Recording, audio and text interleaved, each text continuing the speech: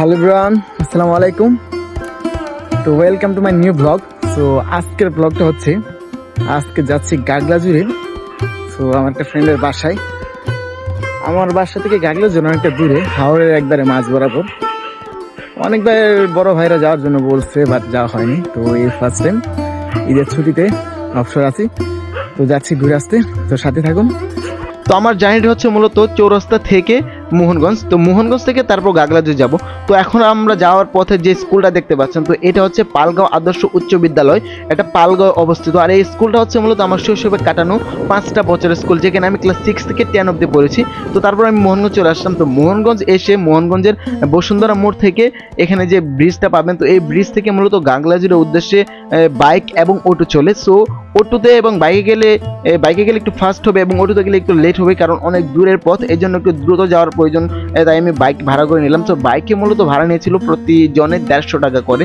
তো বাইকে করে গেলেও একটা ভালো লাগা কাজ করতেছিল, কারণ যাওয়ার পথে যে রাস্তাগুলো ছিল জাস্ট অসাধারণ। যারা এই পথে বাইক দিয়ে যাবেন তারা হয়তো এটা রিয়েল ফিলটা নিতে পারবেন।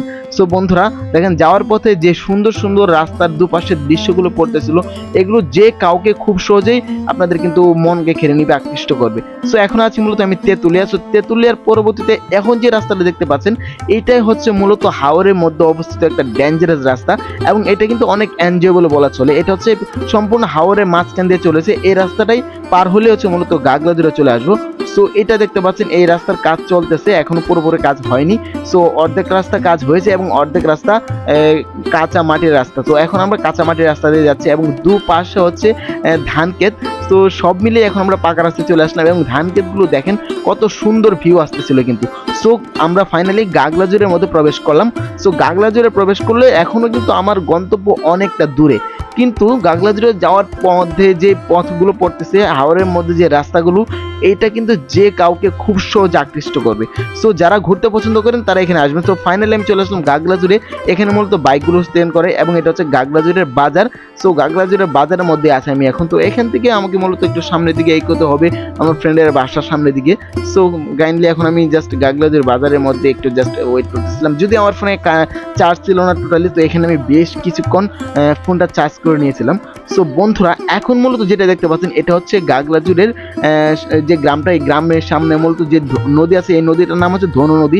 এখানে সারা 12 মাসে পানি থাকে এবং দেখেন এই নদী দিয়ে বড় বড় স্টিমার লঞ্চ এগুলো চলে। আর এখানে যে গ্রামটা দেখতে পাচ্ছেন, এই গ্রামটা হচ্ছে মূলত গাগলাজুড়ের একটা গ্রাম। এটা হচ্ছে বর্ষাকালে সম্পূর্ণ পানির মধ্যে থাকে, এর চারিপাশ দিয়ে পানি থাকে, তখন কিন্তু এটা অনেক সুন্দর আসে। এবং এই যে নদীটা দেখতে পাচ্ছেন, এই নদীতে কিন্তু সারা বছরে পানি থাকে, যার ফলে এখানে যারা জেলে রয়েছে তারা কিন্তু সারা বছর এখানে মাছ মারতে পারে, প্লাস হচ্ছে তাদের এই গ্রামের যারা আছে তারা এখানে গোসল করতে পারে বা বিভিন্ন আনুষঙ্গিক সমস্ত কাজগুলো এখানে করতে পারে। সো তারপর আমি যেটা করলাম, বিকেলের দিকে একটু বের হলাম, আমার ফ্রেন্ডের বাসায় গিয়েছিলাম, সেখানে রেস্ট নিয়েছিলাম, অনেকক্ষণ রেস্ট নেওয়ার পর একটু বিকেলের দিকে বের হলাম। বিকেলের দিকে বের হয়ে নদীর পাড়ে হাঁটতেছিলাম। তো বিকেলবেলা নদীর পাড়ে বসেছিলাম এবং তখন দেখতেছিলাম এখানে খুব সুন্দর বিয়ে ট্রলার যাচ্ছিল। তো একটা ট্রলার ক্যাপচার করে থাকা। তো মেনলি কথা হচ্ছে, বিকেলবেলা যারা ঘুরতে যাবেন বা এই অঞ্চলের মানুষগুলো যদি নদীর পাড়ে কিছুক্ষণ বসে নিজেকে একটু সময় দেন, দেখবেন প্রচুর ভালো লাগে। আসছিলাম গাগলাজুড় ঘোরার জন্য, তবে একটা জিনিস ভীষণ ভালো লাগার, সেটা হচ্ছে সব দিকে পানি ফুরিয়ে গেলেও এখন কিন্তু গাগলাজুড়ের সামনে এখানে নদীতে যে পরিমাণ পানি রয়েছে, তো এইগুলো ব্যাপারটা আসলে খুবই ভালো লাগে। তারপর এই জায়গাটা খোলামেলা ঘুরতে প্রচন্ড ভালো লাগতেছে।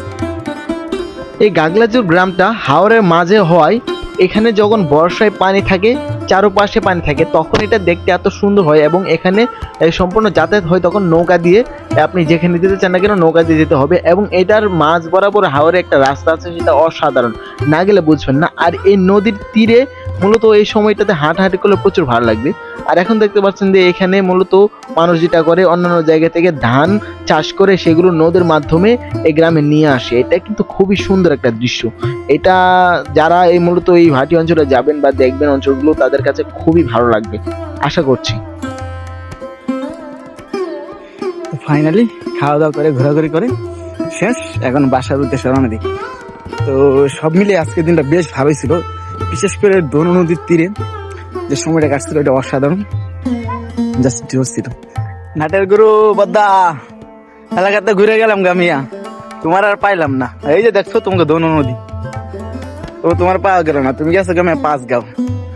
ঠিক আছে, চিল করো, আমিও চিল করলাম। শুভকামনা।